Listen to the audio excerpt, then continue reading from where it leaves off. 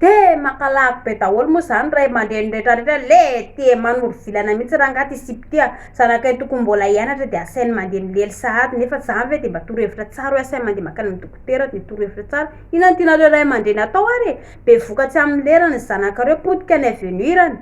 sa hoe andeha ho any amin'ny dokotera izy hitady fomba tsara mba tokony raha hoe te hilely manodidiny fotony de aveo izy hoe mitandrina izy mandra-pahatonga anazy tafita amin'ny fianarana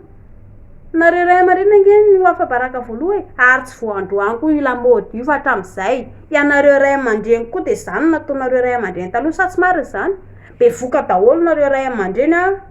miditra ao tokantrano sady tsy navita fianarana vitsy ny tanora malagasy hoe navita fianarana fa ny ankoatr'izay be voka miditra ao sady ny lehilahy tsy asa vehivavy koa tsy asa tsy malala momba ny tokantrano de zany ke profo anankiray ihany koa mampikorotana tokantrano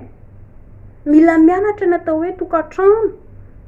vao tsy mianatra momba ny tokantrano de inona moa zany ny totalim-bola rehetrarehetra mila fantatra daholo ny zavatra ilain'ny lehilahy rehetrarehetra de ilaina fantatra daholo korotana koa nareo mitsano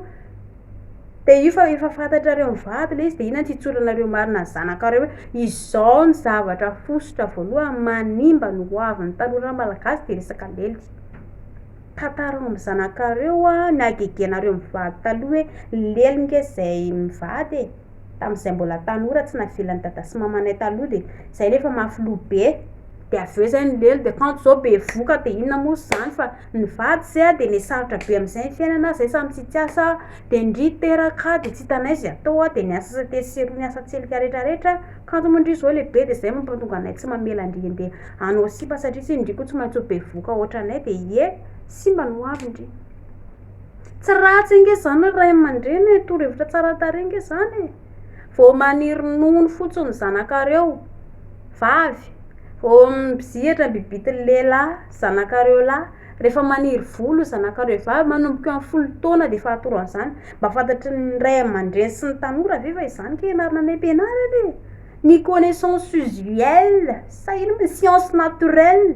ianara zany any am-pianarana fa mahagaga malagasy de tsy mahasasaina am-pianarana rehefa any am-pianarana vao connaissance usuelle sy ny science naturelle mandeha tonga de ripaka be daholo militrika daholo zay rangaha tsy mahavita zany io indray le mpampianatra mampisermona be de io